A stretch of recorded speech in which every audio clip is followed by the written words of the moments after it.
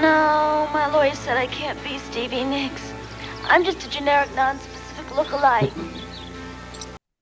Wait a second. I don't see you. I did cosplay. You were supposed to do cosplay. That's not cosplay. That's a photo. I That's just wanted, no, I did do cosplay. I wanted to surprise you because today we're doing a very special album. Yes, we are. What album are we doing today? We are doing the other side of the mirror. Ah! Wait, Oh, I I don't know love where. it. And it's not going to stay on. So I'm going to take, That's okay. At some point, this top hat is and I going will on, put somewhere on social media. Thank you to the Etsy shop that had these things for this. right? I love it. I love it. Oh, welcome everybody to the generic, non-specific Stevie Nicks podcast. I'm your co-host Randy. And I'm Anthony. Hi, everybody. I want to thank everybody for tuning in and for giving us a little bit of leeway. It's been a while since we did our Rock a Little episode, which was so much fun, by the way. It really, really was. Um, but before we dive into this, I would like to make a quick little dedication. From those of you that listen to our origin story podcast, you know that my mother is the person that introduced me to Stevie Nicks. And as of the recording of this podcast, she passed away 4 days ago. And so I want to dedicate this to her. Janet Baker was her name. And she raised me right. And we'll talk a little bit more about her through the episode, I'm sure. But I just wanted to dedicate this to my mother. And thank you, Anthony, for letting me do that. She Of course, enjoyed meeting she me. was a kind, lovely person. I met her once last year at Randy's birthday, and Yes. I mean, I knew her from online and social media and all. And yeah, I lost my mama long ago, so I had another mama, and I'm really lucky. Yes, we both are. All right. So, other side of the mirror. How are you, Anthony, by the way? How are you doing today? Fantastic, right? Except for I hurt from ripping duct tape off the side of my head. I'm doing really well. Well, you got the bleeding to stop, so that's good. All right. So let's run down some statistics first, and then let's just dive into this. The Other Side of the Mirror, Stevie Nicks' fourth solo album, was released on May 30th of 1989. I was 16 years old. You start doing the math while I keep talking. The the album reached number 10 on the Billboard charts and went platinum. It was also her highest charting solo album in Sweden. So we would like to say a special, Interesting. yes, we would like to say a very special welcome and thank you to our fan in Sweden. We're assuming it's one because it's No, 11%. we are hot in Sweden. Okay. Generic Stevie, non-specific generic Stevie Nicks podcast fans. There are 4 different cities in Sweden where this podcast is being accessed from. So thank you, Sweden. 4. Yes. 4. Thank you very much. At least 4 we will, or that person travels a lot. yes. We will learn one phrase in Swedish, both of us, for an upcoming podcast, just to thank you. So here's the cover. Here's the back cover. And Anthony, you start. What do you think of this album? So what was going on in your life? Yeah. So you said 89, right? Yep, 89. So I was 26 years old. Okay. I had just moved out of my first apartment with my boyfriend of several years. There's something everyone should know here. Everyone I've ever dated has died shortly after we broke up. And I swear I have nothing to do with it. This person was an exception, but it was about 12 years later. So, but I mean, like, usually it's like 6 months to a year. People are like, oh, did you hear what happened to Sylvester? And I'm like, no, what? And like, again, so I'm just like time delayed Black Widow of some sorts or something. Wow. But anyway, so I had just got my first apartment by myself. And let me tell you, as someone described it to me, my decor was that it looked like someone ate Holly Hobby and threw her up onto Stevie Nicks. That is what, the boy was on a budget, you know what I mean? So he was doing the best that he can, There we go. Yes, he was. Yes, he was. So, So I was just starting my adult life, kind of. Yeah. I was this album came to me in a transition from the small town that I grew up in to this town I live in now. This kind of bridged the gap. I had a really good friend, my best friend in elementary and junior high school, Ronnie Reeves. He and I were very big Stevie fans, and I remember that and he was the only person that I talked to about Stevie at that time.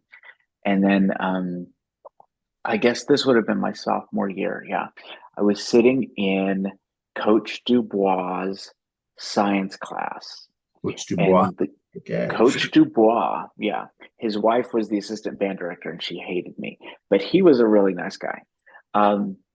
But sitting directly behind me was a girl named Paige Cresta, and she was absolutely beautiful and very popular. And I never understood why she talked to me because we were not in the same crowd.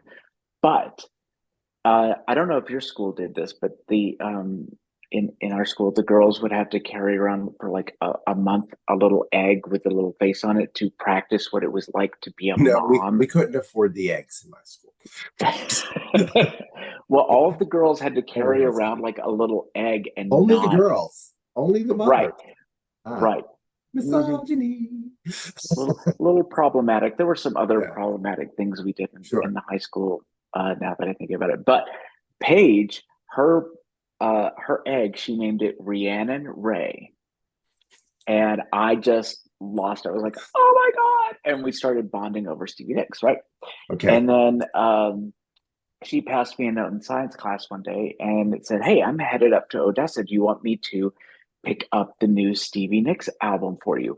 And I didn't even know that there was an album out. Oh, and okay. And it was The Other Side of the Mirror on cassette.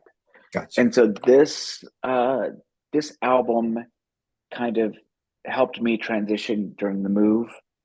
And it's also, this is my theater album. Like so many of my memories of this coincide with things that happened in theater in my high school adjustment. And it always seems to come back to me at a dark time in my life. And so to me, it's a very dark album, but it helps me process things. And just like right now, it just happens to be that this is the album we're talking about, and I'm dealing with the passing of my mother. So it's been a comfort. It's been a comfort to me. So yeah. And also I like the back cover more than I like the front cover. I like the whole theme. I always thought it was funny that this came after, that Tom Petty video. And I was just like, right. Oh, come on, Stevie. Is that why? Or, it's she's writing it over Little Red Corvette, Right. I don't know if you've ever heard that or anything. But, yeah. Well, I've always thought about that too, but now that we know that Don't Come Around Here No More was originally written for her anyway, then I think that maybe she took that and kind of exploded it into this theme. Absolutely. And it's funny, we'll talk more as we go through songs, but I know you said this is a dark album, and absolutely no way this is a dark album when I listen to it. So we'll go through some of the songs some more. Yeah, I think lyrically, especially right now, because I mean, I was listening to this to get ready for the episode, but then with my mother and my stepfather and all of that, I was listening to this as that happen. So for better or worse, this is going to now encapsulate that time in my life too. Sure. And lyrically, there are some things that fit with all of this. But she was right on the heels of the big Fleetwood Mac Tango in the Night tour. I was going to say reunion, but it wasn't because Lindsay quit and all of that, which is in this album too. And she really rode that wave of popularity into doing another platinum solo album, which was awesome. And it's red, and red is my favorite color. There you go. I find it interesting that in the box set it's a double album because it wasn't. I don't understand that. Yeah, I don't understand that either. Unless And it this had one something was to most do. definitely on vinyl. I remember that. I did have Yeah, this also, but I sold my original vinyl so that I could get the box set. This was part of the haul of vinyl records that So we're gonna treat it as if album 1 is side A and album 2 is side B because that's really what it was. Sure. All right, so Room's on Fire. Do you have any parody lyrics for that? Well, there were British cigarettes all around me, if I do say so myself. There were maggots all around you. Wait, Something what? like that. Yeah. Did you ever Something hear of the close. group in Philly, the Pride group? It's a bunch of gay men that do flag tricks. They're called the Flagits. Did you ever hear of them? You may have told me about them once or twice. Yes. When I go, they're all around me, if I do say all so. around you, like magic. Every time I walk in the room. So what do you think? What do you think of this song? I liked it. It was good.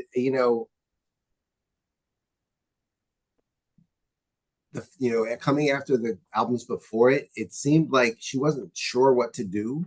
Like that was my impression. Like, do I want to go double down on rock star Stevie, or do I want to try to pop Stevie some more? That I think this was the closest to pop Stevie. But I liked the song, but it was odd for her. Okay. But I really liked the song a lot. And the music video was so confusing. I loved the music video. Beautiful imagery, liked watching it, but what is going on here? Well, she always has some weird little thing. Like in Gypsy, we always talk about the palm fronting, right? Yeah. Right. But in this one, it's the hiding behind the lamp thing that she does. Where she's dressed all in white and she's standing behind a lamp and she's kind of hunched over it singing. So that always felt weird. And then, of course, the thing that I find so hilarious is that, it tells this love story. And at the end of the video, she's supposed to be this old woman, but she refused to age herself with makeup. She just dressed like an old woman. And she got a lot of work. That old woman had a lot of work done. Yeah, she did. Yeah, she did. So yeah, it's her song. She wrote it. Is Rick Knowles gets a credit. Do you have any information on? Did he change 2 words? What was his real involvement? I always wondered.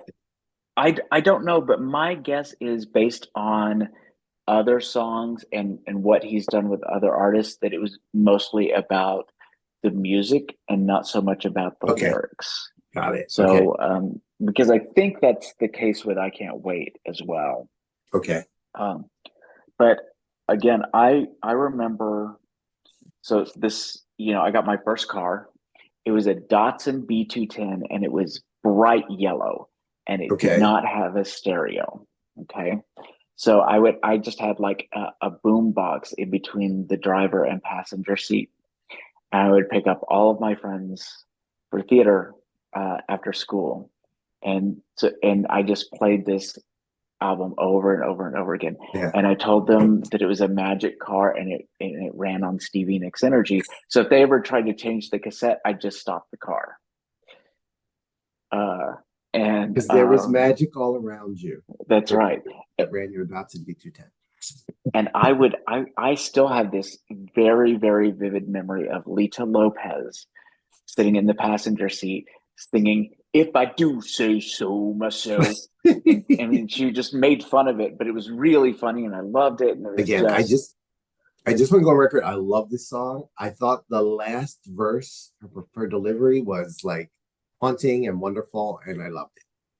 I did too. And I loved the long nights of white cloud my memory. I just don't Yes, I have the always thought ability that to was tell a you why. cocaine reference. I I didn't. always, Yeah, who knows? yeah, but I think now being older, I think that's too on the nose. Oh, I just got what I did there. Too on the nose. I'm baking a cake. But yeah, that was a good one. I love the next song, "Long Way to Go." That is one of my Okay. favorite diss tracks ever of Okay. Stevie's. We finally agree. Yes, It's a diss track. yes, Right. Well, that was a it is. long way to go to say goodbye. Uh-huh. Okay, Yeah, bye. have fun. Tell the Bye, world. Felicia. Hmm. She should have said it more simply and said bye, Felicia. She could have been the inventor, maybe, but yes, Hmm. she said, have fun, tell the world. Yep. Love that She, song. I do too. Do you know the story behind it? No. Okay. So apparently she had just finished up Rock a Little and had done like they do a test pressing on like acetate, and that's like a collector's vision. And Joe Walsh called her and said, "Hey, come over. I want to hear your new record and stuff." And they were on the outs, and they were kind of breaking up and getting back together and stuff. And so she was really unsure about going, and everybody told her not to go, and she went anyway. And she went over there and played him the record, and he loved it. And then he broke up with her for the last time and sent her home and kept the acetate album. Ah! Right. And so one of her friends, because it was like, I don't know, it was like a 2 hour car ride or something, said, that was a long way to go to say goodbye. And that's where the song comes from. And that's where the anger comes from, too. Oh, well, yes, appropriate. Yeah. Yeah. Yeah. And I love the remix of this that they used to play all the time. It's got, uh, it's got some weird harpsichordy things at the beginning of it Okay, I that don't are know fun. if I know that one. Let's seek it out. Oh, it's fun. It's fun. All right. Top hat is coming off because it started to It's a pinch. little warm. It's a little warm. But yeah, this is one of my favorite of her songs, and it goes on all my playlists. Long way to go. Long way to go. Yeah. Yeah. Awesome. Uh, what do you think of Two Kinds of Love? I think it's a cute little song. I enjoy it. I like playing it and listening to it. I will shout it out as another one of her examples of the he says, she said, I said. You know, I don't know if that's Hmm. a thing in songwriting or if that's just Stevie Nicks that likes to like put in conversations between people. Yeah. Yeah. So explicit. You know, um, I it also has it shows that the Mabel Normand disease was beginning to set in. Yes. Well, I talked to my famous friend last night, my third day up, well, his second nighter. He said, it's like, okay. Yeah. Yeah. Yeah. Instead of just saying, I called up Tom Petty and he said, right. Right. Apparently that's who that verse is about, and that doesn't surprise me. But and that's the thing, because I think of this at like it's cute, it's fine. Like she didn't have a duet on Rock a Little. And I kind of feel like the record company was like, you should do another duet. Those do very well. I like Okay. some pressure, Yeah. and either Tom Petty was available or he wasn't. And I just think Bruce Hornby is kind of a, how do I say it, Like when you're of the making time selection, right? exactly. Yeah, And also if you're making, Italian spaghetti sauce and you don't have oregano, you could put a bay leaf in. right. Yeah, exactly. All right, this is the bay leaf. Yes, Uh, Hornsby is the bay leaf. to the Yes, yes, you yes, know, yes. Tom Petty is the oregano. Yeah, yes. Yeah. So again with theater, we had this fundraiser performance. It was called Texas Toast, and it was a salute to love. And everybody that was involved in the theater was either in a production number or whatever. And then the big finale, we came out and we sang, I don't know what the song was, but we were instructed to go home and make a sign to hold up during the song, right? And it could be Okay. anything that has to do with love. And so, of course, I go with Two Kinds of Love, right? And so I make this iridescent heart, and Okay. I get a photo of Stevie from Rock a Little, the one where she's got kind of the shawl over and she's kind of in profile. And I put that on there. And then I put from her liner notes to this album, it says, I think Two Kinds of Love, theirs and ours. Right? Oh, Yeah. Okay. look at you being all deep and possibly politically interpretation.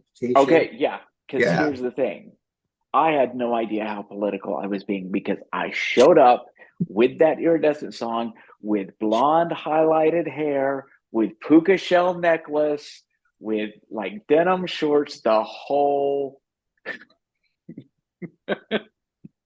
and I had no idea at all. And I'm just out there singing my heart out with my little sign, being this little activist, and I didn't even know it, right? And I, I had the this most fun. And then like several weeks later, somebody said something to me about it, like kind of like that was so brave of you. And I was like, what? People like Stevie Nicks. They just don't know she has a new album out. Yeah, it the was only other comment I have on this song is maybe I am mixed up and confused of the timing of things, but were sax solos still a thing? I didn't think so, and I didn't. And you yeah. could take it out, and I'd be all right with it. You know, Yeah, I don't know that Kenny G really added anything to this album in yeah. either song. Was Rick Knowles hooking a buddy up like, Right. let me get you a check. you know, Yeah, that was very bizarre. yeah. But as a saxophone player myself, when I was in band, I thought it was really cool. And the one sax that I never got to play was soprano sax. So I was always a little envious, not of the hair, but I was envious of the Those sax abilities. abilities. Yeah. Yes. Yes. Yes. Um, Ooh, My Love. I love Ooh, My Love too. This is a fun song. It's also, Yeah. this one is a really dark song to me. I don't This agree is with when it that, gets, but I want to hear more. But this, you've said this about other songs. This was like a fairy tale storytelling, world building yeah, kind of song when I listened to it. I want yeah, to yeah, acknowledge that. for Yeah. sure. Yeah. And it paints such a beautiful picture in your mind, right? Right. Uh, Exactly. I mean, you see the castles, you see the gossamer outfit that Stevie's wearing in pale blue for some reason. I don't know why, but in my head, she's wearing pale blue Sure in head. this. Yeah. Um, and there was a time when he called her Angel. There's an angel there. Stevie's got a lot of angels in her She songs. does. We should explore that at Maybe the next next week. episode. Yeah, Yeah. next when we hit up Street Angel. Um, so this is the infamous "I Stole a Song from Tom Petty" song. Oh, I didn't know that. Yes. So uh, in Your Dreams documentary, so when we do In Your Dreams, she talks about she was at Tom Petty's house, and there was a cassette full of Mike Campbell tracks, and she usually, she writes along to Mike Campbell all the time. But apparently one cassette was for Tom Petty and one was for Stevie, and she grabbed the wrong one. She went home, Okay. she listened to a track, and she wrote this song along to that track, and she took it in it was when Fleetwood Mac was recording Tango in the Night. And she was like, listen to this. And they loved it and they recorded it and it was really great. And so she calls up Tom Petty to say, listen to this great song. And he like unloads on her. He's like, how dare you use that track? I'm using that track. I've already recorded a song. You can't have that track. And so she went back to Fleetwood Mac and said, we have to like jettison this track and we'll have to re-record it somehow. And so there's a version of this on the Fleetwood Mac Tango in the Night special deluxe edition. It doesn't sound the same, but the Tom Petty song ended up being "Runaway Trains." So that was the Tom Petty, right? And so I'm trying to figure out how this song fits into like those lyrics fit into Yes, "Runaway I'm Train." still not hearing it. Yeah, Thomas Petty, tell us. yeah, yeah. So, but it's a beautiful, magical. It really fits the theme of the album. See, but It's I see this as an optimistic song. I it really was do, a straight. especially like the last couple of lines about living in the light and all. I don't take this like afterlife or anything. I took it as, and they're by themselves. They rarely leave home because they don't need anybody else. I don't know. I I I You know, I hear you used to love to be behind those walls, and it was a strain on her watching her castles fall down. That's like the biggest and imagery at and all he of was there all. to get her through it. See, Yeah. I always put the Pollyanna on it in my head. Do you always put the Not always Pollyanna? in Stevie Nicks song. Okay. Okay. Hmm. Only Go in. back and listen to the Wild Heart episode again and tell me you always put the Oh, I'm sorry. Calling people a bitch and fuck you is positive. I don't know what you're talking about. If that's what you're talking about. Yeah. Um, it just seems like to me it's all about the destruction of a relationship, not the I thought it was about the struggle and perseverance of one. I guess that's what I thought yeah, I heard. yeah. You know. Yeah, but I mean it's just it's a good song to listen to. I also put this one on a lot of uh playlists. Um Ghosts has been hitting me pretty hard the last few days. Another angel. Guardian. Another I'm surprised she angel. didn't call it Guardian Angel when I was listening to it for this, getting prepared. And I thought, Yeah, oh, that will be another angel song. yeah. Maybe that's why. Yeah. Well, she in an interview she talked about this being inspired mostly by Charles Dickens, by the Ghost of Christmas Past, Present, and Oh, Future, right? okay. I believe her, but I don't see it. Yeah, yeah, it's It's not till the next album interesting. she's talking about an angel and a Dickens top hat or whatever, right? Right, right. Um, but this song I've been thinking makes me think about my mother a lot. Oh, She was she was 16 when I was born, and she married my dad at 16, and so she went from being a high school student to being a wife and a mother, right? And um, you get it takes you a long time to be able to see your parents as people. They're right. always like your parents, and so it's only in the last few years that I would talk to my mother about that, like what that must have been like, and how you just Right. immediately go into like survival mode. And I'd never had asked her like what are what what goals did you have for your life? Was it to be a wife and a mother? Did you want to have some sort of career that you never got to see and all of that? So when I hear Stevie say it's just the ghost of what you really want, it's the ghost of the past you live in, uh, Okay. because my mother, from my dad's side of the family at least, never really was able to escape the shadow of my parents' marriage, and she's got three children from that marriage, and um, she was married to my stepfather for much longer than she was married to my um, uh, father, and they were very happy. And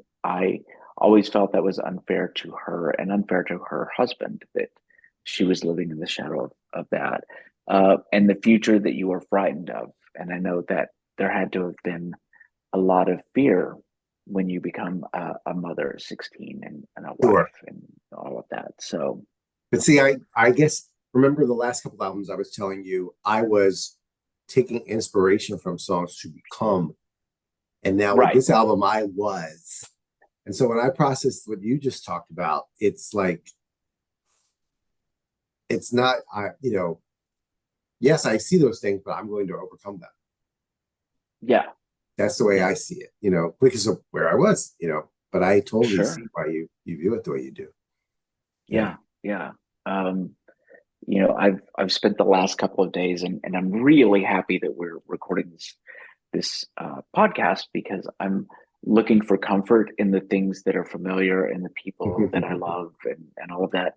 And so the silver-haired girl, and I've got some gray, looks for escapism. That kind of stuff. It really kind of hits very hard. And then Sure. And some of the them are here on Earth, and some of them are. up in heaven. Should we tell the audience about our paranormal activity? Yes, tell them. Okay, so there's a surprise in the next episode. I'm not going to say anything about it to tell us anything about it. However, there's a piece of equipment that will be in the next episode that I recently purchased, and I have it about 5 feet away on a bookshelf. And I came in here to my office yesterday after Randy and I had spoke, and I'd learned about his mama, and I was making sure he was okay. And part of that costume, oops, spoiler, was moved from that bookcase over, and it was like planted on my desk. Like, the desk is square, so is it. It was square in the center. It's really weird. So I went and I asked my husband, "Hey, were you in my office? Did you move this?" And he was like, "No, what are you talking about?" And so next week, to not spoil things, we'll tell you exactly what it was. But I'm pretty sure Mama Ham came in and gave me a message to give to Randy. We'll talk about that. And I don't believe in really that good.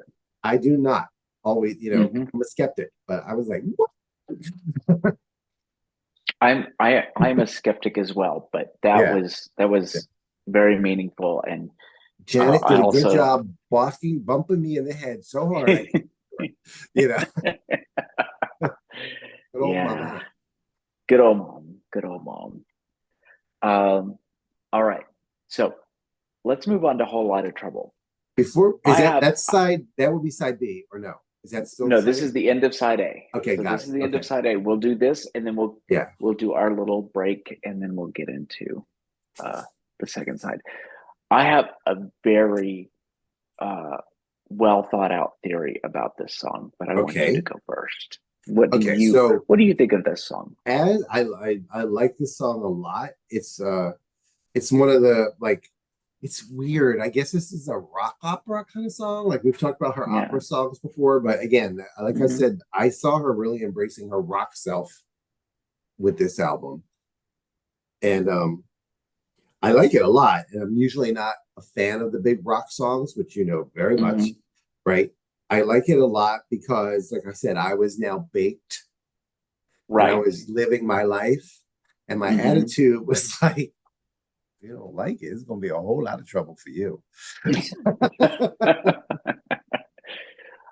So that is how I processed this whole song. It was like, here it is, here I am. What you going to do? You're going to like it. Or you're going to just, you can see yourself out. Thank you. Right. Yeah. Now, Randy's going to come up with this deep interpretation. No. This, like, so some songs I'm able to pull out and put in, apply to my own life, like Ghosts, we just talked about. Whole Lot of Trouble is about Lindsey Buckingham quitting Fleetwood Mac. Was it? Okay. No. Confirmed, this is all your interpretation. This is all my interpretation. Okay.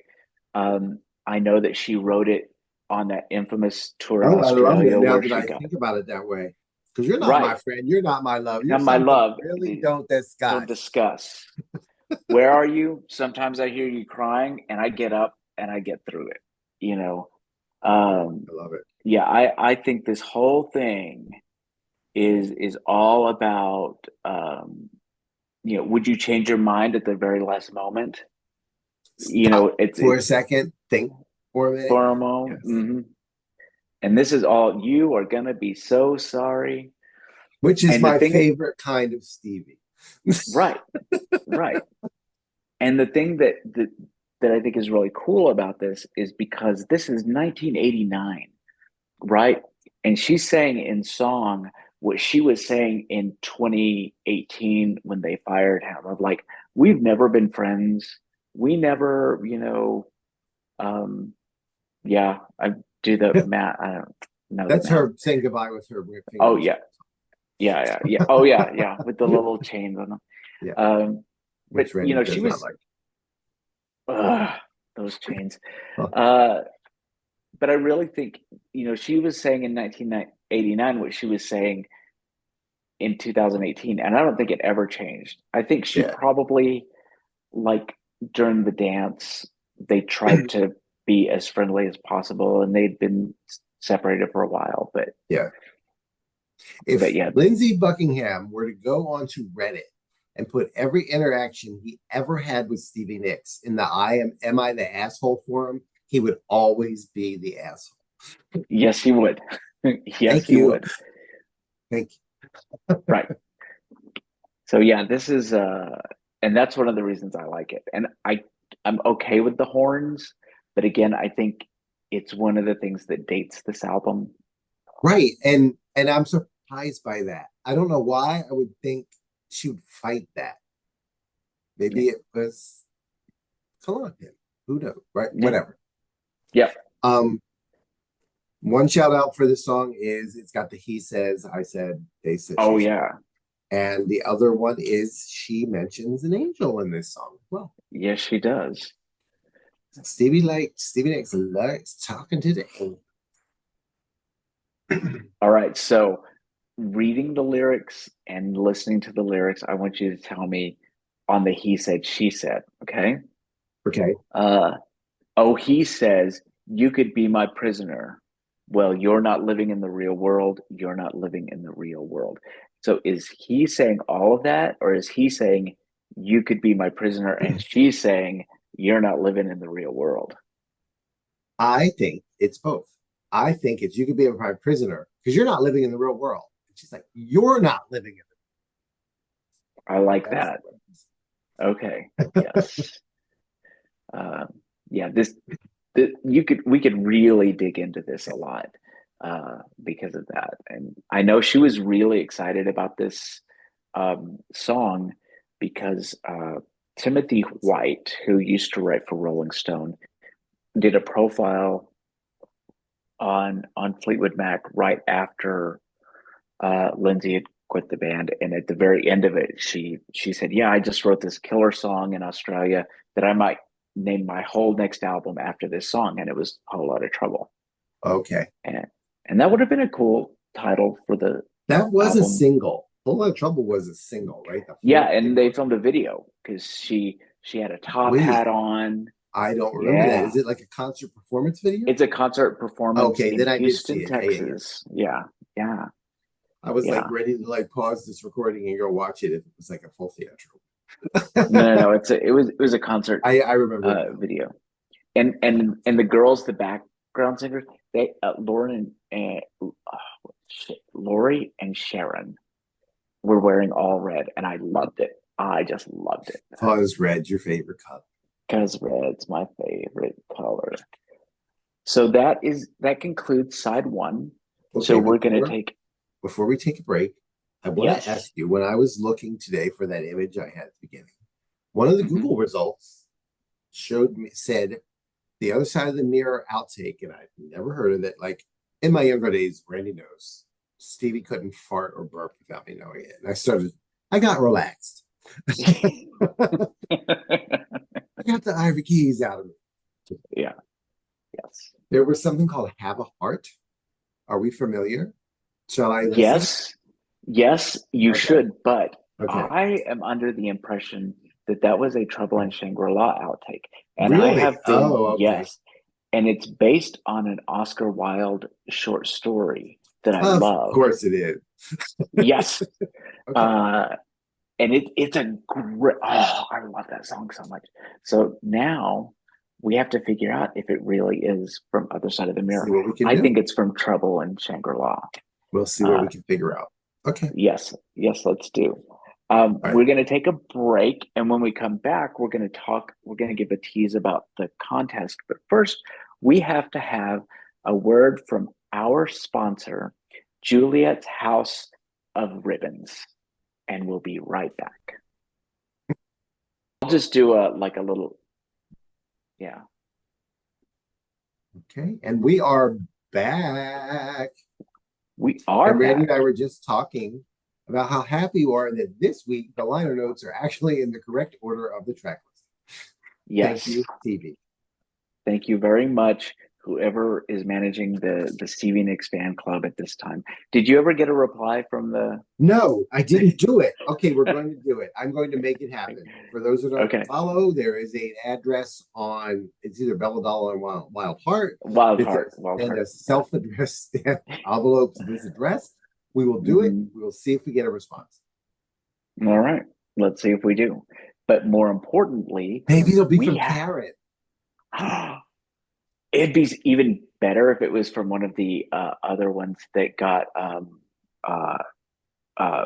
fired, like one of her old assistants. I don't want to say fired. I don't know them. Okay, I thought Karen was it from the beginning for some reason. Okay. No, she's had, let's see, one named Rebecca Alvarez, Ginny Camano used to do her fan mail, Glenn Parrish. Yeah, so she's had a few, and none of them have been us, Anthony. Why is that? Why are we not? I do not know. I don't either. But before we get to side 2, we need to tell everyone it's time for the contest, right? Right. So we're going to produce another video, a short video that will be posted a day or two after this episode is up on all the platforms, giving you all the instructions on how to enter yourself to win the Stevie Nicks box set from Rhino Records that we're going through right now. That's right. We're going to talk about. Yeah, go ahead. Yeah. The so there will be. We're going to give you a scavenger. Yeah. Right. It's a little bit of a scavenger hunt. We're going to ask some trivia questions from this episode as well as all of the previous episodes. We want to make sure that you share and subscribe on whatever platform and let us know. And also, Simon Morrison, who wrote Mirror in the Sky, The Life and Music of Stevie Nicks from University of California Press, has generously donated 4 copies of this book. So we will have 5 winners, a box set and 4 copies of this book.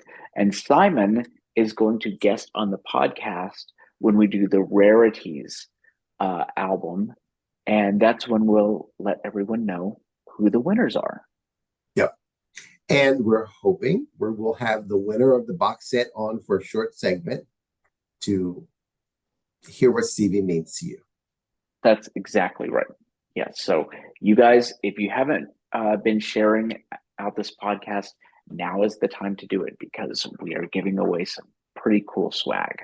Yes. We will not be giving away tambourines, nor will we give away top hats, nor will we give away hair ribbons.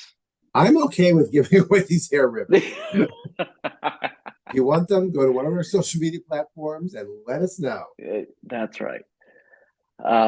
Okay, let's go on to side 2. This is also a good point to let our listeners know that for my 49th birthday, when we were building this house that I'm living in, and it wasn't quite finished, and life was in a little bit of chaos. I got a very special birthday delivery, and it was a huge red velvet cake that looked like. From where? It was from you. Anthony called. And our friends Brian and Jeffrey. and Brian and Jeffrey, who are our brothers of the moon, and we've been trying to get them to do a podcast with us. So at some point, we'll make sure that they get to guest on an episode or two. And they sent me this. Anthony arranged all of this, then made a card and mailed it out, and Brian signed it, and Jeffrey signed it, and they had everything. It But to Pittsburgh, arrived to New York, back to Philly, back to Texas. Yeah, and I have, and the coolest thing is, when I received this, the art museum here had an Alice in Wonderland exhibit. So I actually took the cake and my top hat and a red jacket, and I went and had some photos of me and the cake taken at Which we will Mad edit Hat. in here at exactly this moment, and you will see. That's right, right now. So that made a very, very, very special 49th birthday. So thank you very much, Boo Boo. You're welcome. All right, fire burning. That's my nickname. In case you're like, why did he call me?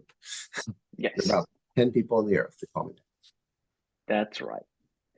All right, fire So burning. we were What do you just talking think? about Stevie Nicks' assistant Karen, who she's calling at the beginning of this song. Burning. Karen, where's the burn cream? That's what she's basically saying. Yes. So I like this What- song. I did not have a problem with the song. It wasn't my favoriteest ever, but it wasn't a dud. I think this is a non-dud album, as you put it in the past. Mm-hmm. So I really enjoyed this song. I wouldn't go that far. I think there's at least two fillers. There are two Okay. fillers on this album. We haven't got to them yet, but Ha ha ha. yeah. I like Fire Burning. Apparently, it was inspired by a house fire where her house actually caught on fire. Well, wait. And she's So his room's on fire also? Is this all? Is this a fire album? I It know, must be, like, right? where is it? She swings around on the second story. I'll get down, she said. She spun around in her room. What could she take and still survive the fire? Apparently, they told her she needed to evacuate, and she needed to figure out what she She's could like, take. my shawls. Right? She's like, I'll evacuate, but Karen, you stay here. Get the shawls. There's no fire burning. Right. Stop crying, Karen, I swear. Yeah. But I'll be out on the lawn. Yeah. But there is no fire burning, just a soul crying. That lyric really hits me too. Yeah. And that's another place where I think that this is a dark album because of that. Because to be consumed by a fire, well, in a physical sense, that's terrifying. But in a metaphysical sense of your soul is on fire because of the pain. That's a very tortured lyric to me. But it's a cute little song. It is. I really like that one. Yeah. Okay, Cry Wolf is my first dud. Oh no, really? Oh Yeah. I really like this song. Why is it Well, a dud for you? She didn't write it, Right. so I don't like that. Anytime that one of her, Do you know who this person is, Jay Johnstone? I have no clue. it's a woman. I always thought it was a man, but her Okay. name is Jude Johnstone, and she's written for other artists as well. So she was a songwriter in the 80s. I think she wrote for Bonnie Raitt and a couple of other people. Oh wow. Yeah. So, but I like the message of it, but I just I would rather her have put on. The chorus is the weakest point, but I really like the verses. I like the poetry. Mm-hmm. There's more fire allusions in this one. So I thought it was very thematic to the album. Yeah, I like this song. Yeah. I also have this thing against this pet peeve, I guess, against people who cry wolf. So I guess I was like, oh, well, I hear you, girl. Yeah. Yeah. And I'm talking about in work or whatever, Yeah. Interesting. I had never thought of all the fire imagery that's in this album. Yeah. That's very interesting to me. Look at that. I picked up something. I'm not just a pretty face. But you're mostly pretty. I'm sorry. It's all this handsome. It is. And it is. Yes, you're right. Handsome and pretty. Okay. Alice. Alice, Alice, Alice. I couldn't love this song more. This is, it's funny. Randy and I have this. We'll go into this in another episode. This is a hilarious story about top 10 Stevie songs for each of us. And I don't think I put this there, but it sure should be because I love this song. I love I the do too. lyrics. I love the overwrought drama of the musicality. Oh I don't yeah. know. I do too. I think it's amazing. Another funny theater story. I was it.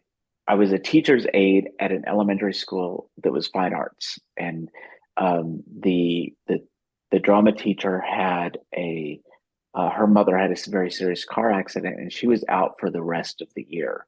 Okay. So because I was a drama student, they basically threw a seat warmer in terms of a substitute teacher and then handed me the lesson plans. And I taught the class for like the last half of the year. Uh, and one of the productions that we did was Alice in Wonderland. Oh, okay. And that was not my choice. It had already been planned.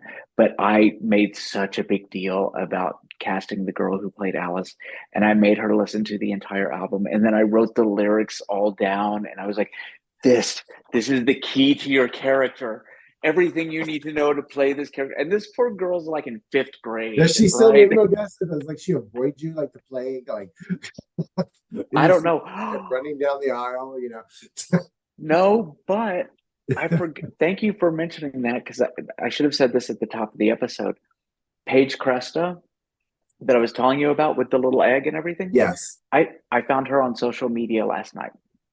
And I Hi, haven't talked to her Paige. I haven't talked to her since high school. And I was like, I'll just see what she's up to. And I found her and we started talking again. So hello, Paige. I hope you're listening because I told you I had a podcast and I was going to give you a shout out. So that. But yeah, I love Alice so much. Call out my name. Yes, I know I'm not a singer, people, but I just love that line. I love the way it sounds. I love to scream it really loudly. Right. Yeah, it's great. It's wonderful. My only negative, I guess, on the song is that it too has a little bit of Mabel Normand disease with how do you put it? Sometimes like a little too spot on the nose. Like, yeah. How do you tell Gypsy she's no longer a member? Oh, I wonder what Stevie Nicks is talking about there. Right. What member of what? And who is she talking about? Right. Yeah. There's a little bit of that, but could that have been related to like, hey, I know you can't make the album, so we're gonna get this blonde girl Becca Brambit to sing your parts or something? Could it be related to that, like notification? Or I don't know. Well, this is 89, and that didn't happen until 94, so I don't. But think maybe so. They've talked about it. That's what I was wondering. You're not always available. Well, that's true. Yeah. And maybe in all the conversations about Lindsay has to go, sometimes they push back. Well, and also, Tango in the Night was recorded while she was on tour and in rehab, and so she was barely there. Right. And so if you tell me they weren't having a conversation about exactly that, yeah. Now that I would believe. But yeah, this is a fun. I love to just dance around while I'm, listening to it. And the Mad Hatter reference is obviously Thomas Petty. Right. Right. And I love that she talks about one side of the mirror and the other side of the mirror being the two parts of her life, Fleetwood Mac and her solo career. And that's where that's where this album kind of comes from, is playing both sides of that. That makes total sense, but I always thought it was more like a generic, like, again, my interpretation, right? Because I didn't write the song. But it was more of a generic thing about, we all have some sort of duality that pushes and pulls. I like to be seen as a very kind person, and I try to give everybody benefit of the doubt. I want everyone to be happy.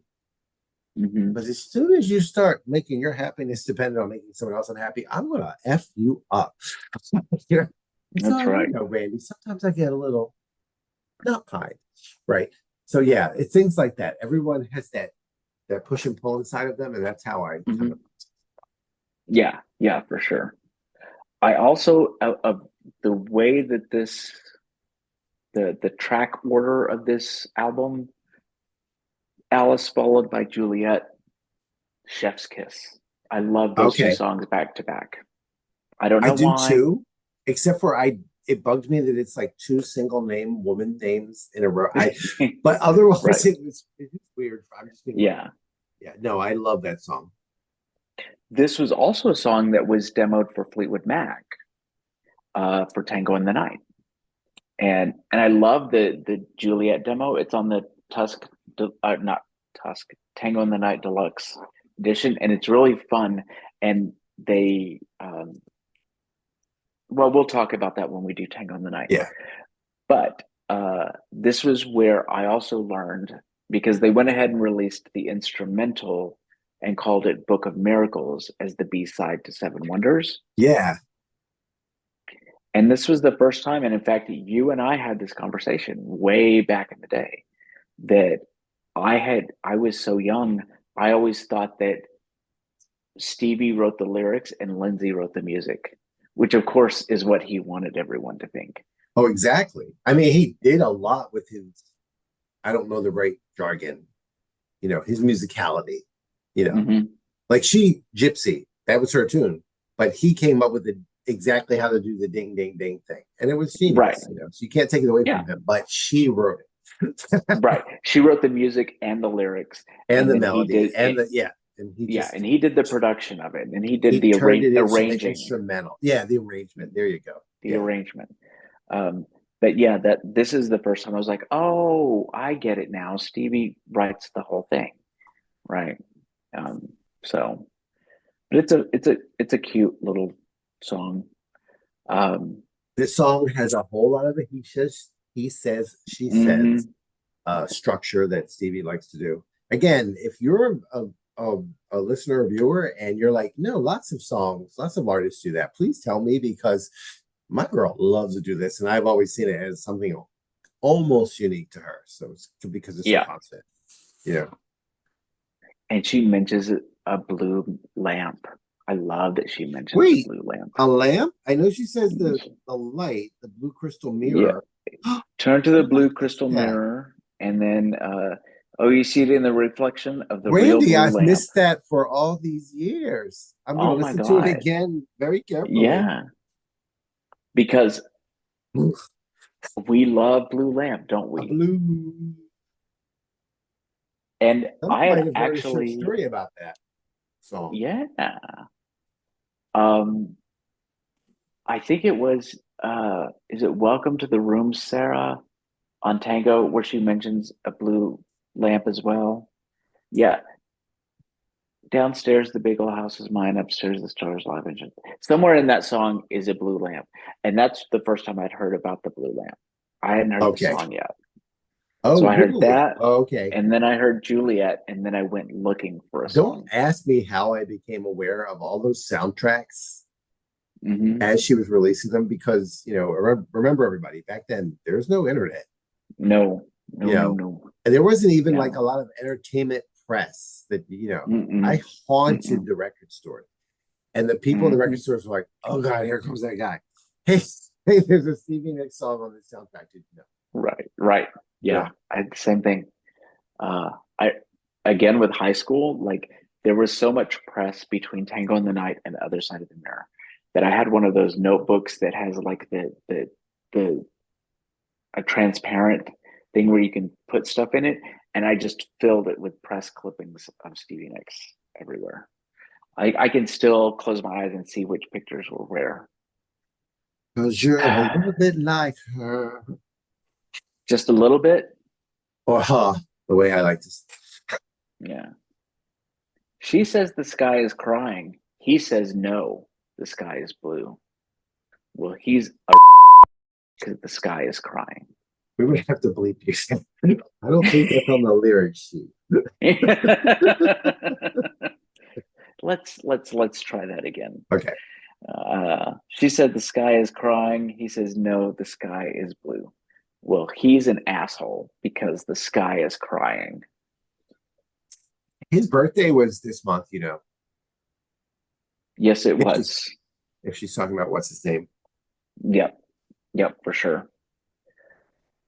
Okay. Okay, so this song I know is going to be a big discussion point, Doing the Best That I Can. What do you understand the subtitle Escape from Berlin? Do you know the reference? Because I always was like, what? I don't, accept that it was right around the time that the Berlin Wall fell and all of that was happening in Germany. And so I Okay. think that was her way of kind of maybe trying to make it Okay, topical, like a soldier's angel or a something, gotcha. you She know. should have left that off. But this is Yeah. one that Ricky is not on at all. She's all by Yeah. herself here finally. She is I all love by the herself song. on this. It's a good song. I know that you go first. You give your interpretation first.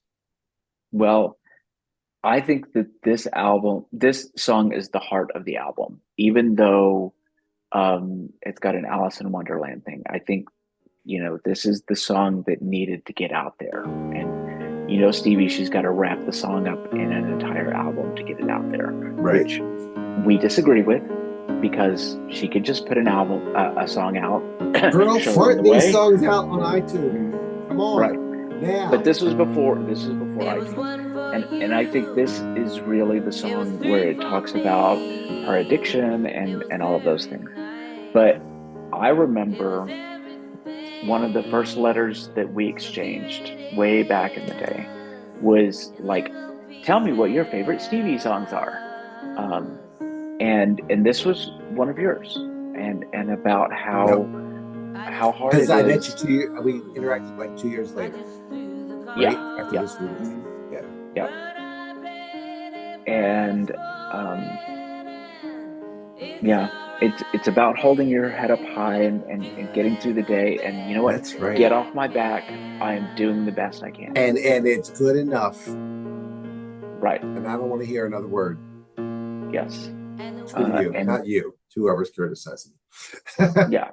No. That's exactly it. And you and I have both had the last couple of years have been very, very stressful for many reasons. And the pandemic turned me into a yeah, different person for a while. yeah. And this was the song I would go back to. And I used to tell like a few people, I think I've said this before too. When you're type A personalities like we are, yeah. I mean, I when know you're you are. You are absolutely I. a type A. You are type A. And when you're type A, then your good enough is better than most people's 100%. Right? So sometimes you have to remember that good and that's enough why is this good is an enough. uplifting song to me. It's like, it's okay, baby, because I'm doing the best that I can. And that's fine. That's the unspoken part I always heard. And it's good and it suffices. It's better than suffices.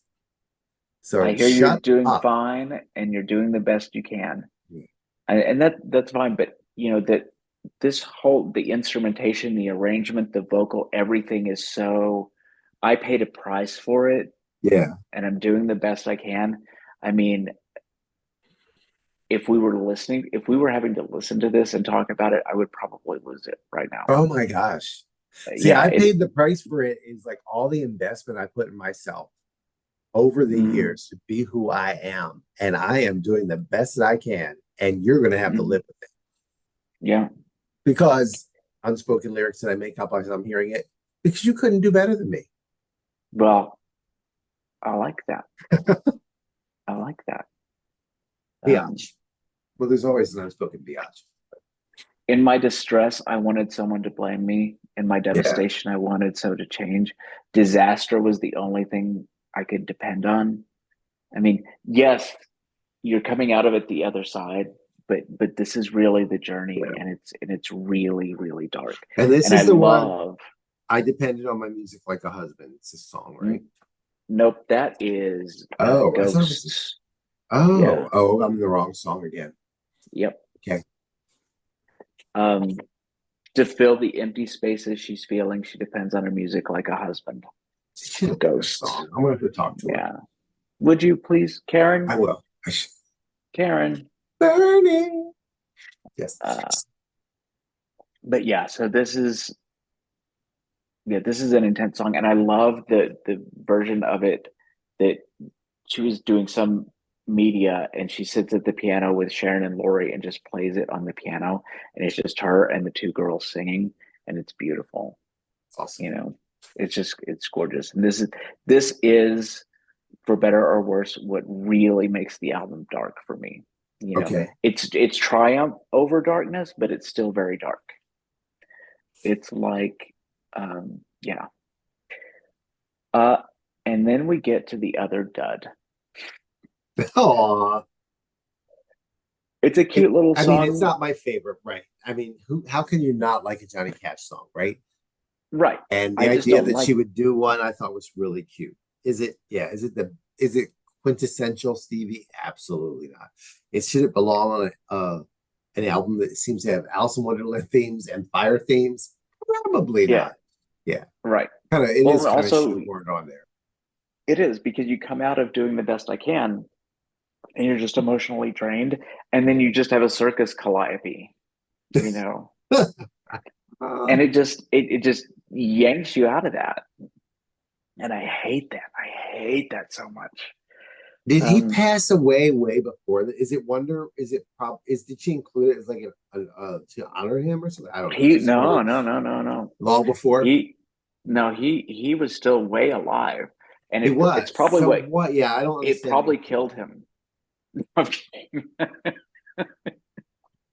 It did not Well, kill okay, him. Randy, tell me how you really feel, sir. No, no, it's fine. Yeah, there's no lyric in this one, of course, because she didn't write it. There, I'm like, yeah, store in the back of my mind for my Stevie Toolkit kit that gets me through life and makes me who I am. But it was cute. I like the vocal. yeah. It's just I like it when she includes some sort of country tinged thing on an album.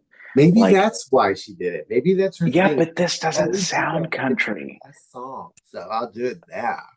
Yeah, It Red doesn't Rocks, sound. Colorado. Oh my God, she sounds like Maura Kelly from Schitt's Creek when she says. Oh.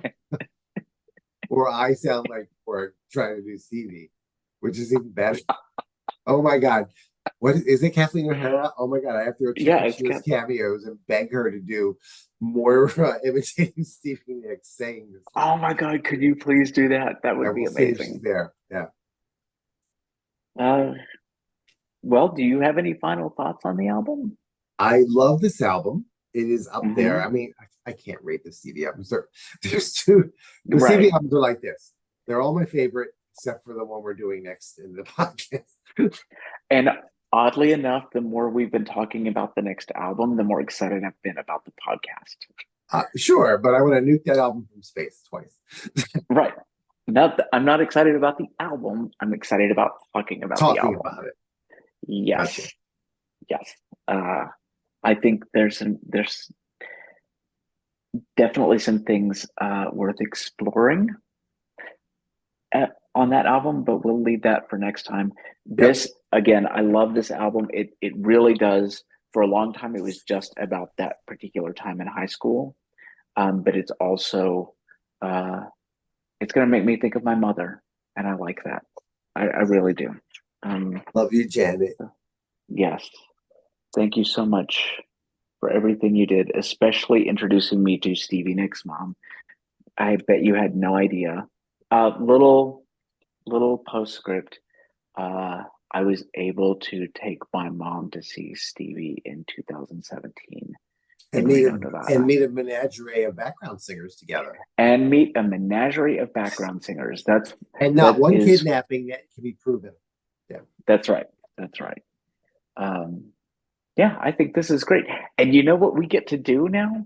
We get to do our tagline, and it actually means something, right? So, Anthony, take it away. We will see you on the other side of the mirror. Well, all right, said Alice. I'm going back to the other side of the mirror. All right. Take care, folks.